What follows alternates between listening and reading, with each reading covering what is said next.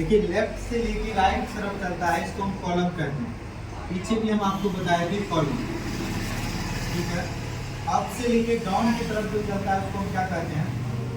ये बहुत आदमी पढ़े थे MS वर्ड पिछले क्लास में, तो सबको ये पता है कि अगर लेफ्ट मतलब बायां हाथ से लेके दाएं की तरफ चलेगा, इसको हम क्या कहेंगे, कॉलम। और ऊपर से लेके नीचे की तरफ आएगा, इसको हम क्या कहेंगे।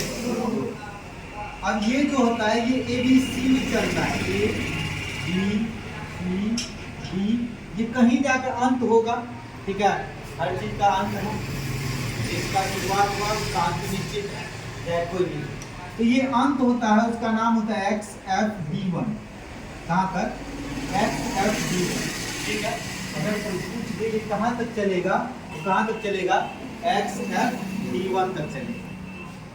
अब ये जो चलता है आपका रो, ये 1 2 3 4 ऐसे करके ये चलता है। कहाँ तक चलता है कोई बताइए, पीछे से बोल रहे हैं, बोलिए नहीं तो रो के लिए। आप 10 लाख वाले को बोल, कहाँ पढ़ लीजिए, 10,48,576, ये याद रखते हैं। इसको नंबर ऑफ रो कहा जाता है। नंबर ऑफ रो जो होता है वो कितना होता है, 10,48,576। ये नीचे की तरफ जाता है, ये यहाँ पर जाता है, कहाँ तक, 10,48,576। अब ये जो कॉलम को गिनिएगा, जैसे 1 2 3 4 ऐसे करके जेड कहीं अंत होगा, ठीक है। तो जेड के बाद जो चलेगा डबल ए, ठीक है। फिर ए और बी, फिर ए और सी, ये तो रहबे करेगा। कहाँ तक चल जाएगा, XFD1। अब इसको गिनेंगे तो ये पूरेगा कितना, 16 3 84। इसको कहते हैं टोटल नंबर ऑफ कॉलम। तो पूछ दे total number of column Excel में कितना होता है, तो 16,384। अगर कोई पूछ दे टोटल नंबर ऑफ रो कितना होता है, तो 10,48,576। इतना तक ये सबको पहले से। अब ये वैसे ही जैसे MS वर्ड में हम बताए थे, वैसे ही यही चीज है। देखिए जहां पर रो और कॉलम मिलता है उसका हम क्या नाम कहते हैं, सेल। जहां रो और कॉलम मिलता है उसका क्या नाम कहते हैं, सेल।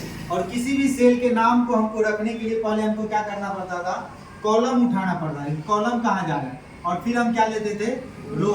किसी भी सेल के नाम, अगर कोई पूछ दे इस सेल का क्या नाम होगा, तो सबसे पहले किसके साइड चलेंगे, कॉलम के साइड। क्या मिला, कॉलम।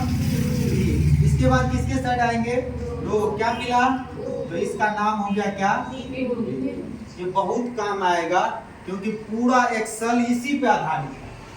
जितना एक्सेल के जो काम होगा पूरा का पूरा इसी पे आधारित है। MS वर्ड में हुआ कि थोड़ा इंसर्ट में आए, थोड़ा आपको टेबल ऑप्शन में था, थोड़ा दिया गया था, रहेगा एक्सेल में ABC ऐसे लिखा रहेगा, उसमें कोई दिक्कत।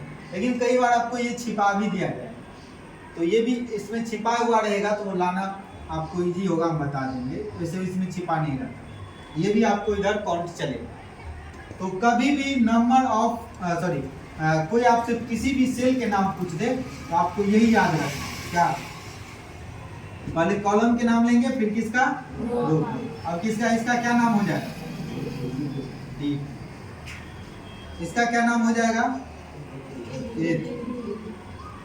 इसका क्या नाम हो जाएगा, किसी को दिक्कत, इसमें किसी को दिक्कत नहीं होना चाहिए, तो MS वर्ड में ऑलरेडी हम पहले पढ़ चुके थे, इसलिए कोई चीज को दिक्कत नहीं होनी चाहिए इसमें। अब याद रखना है, अपने टेबल में जंप किए थे, MS वर्ड में टेबल में जा रहे थे, सेल में जा रहे थे ना, एक सेल से दूसरे सेल में जाने के लिए क्या यूज करते थे, नहीं समझ में आया।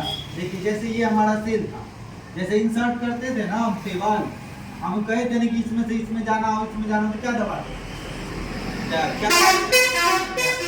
करना है, अगला सेल में जाना है तो क्या दबाना है, टैब। और पीछे जाना है तब क्या दबाना है, shift plus tab, SHIFT, shift plus tab.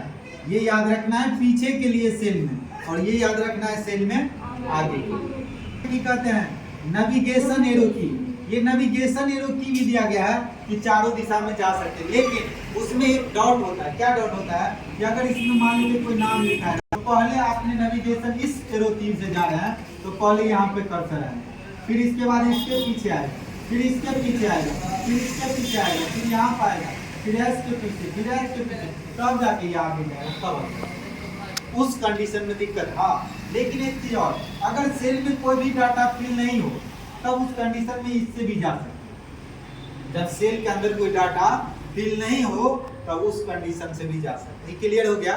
फटाफट उतार दीजिए 2 मिनट।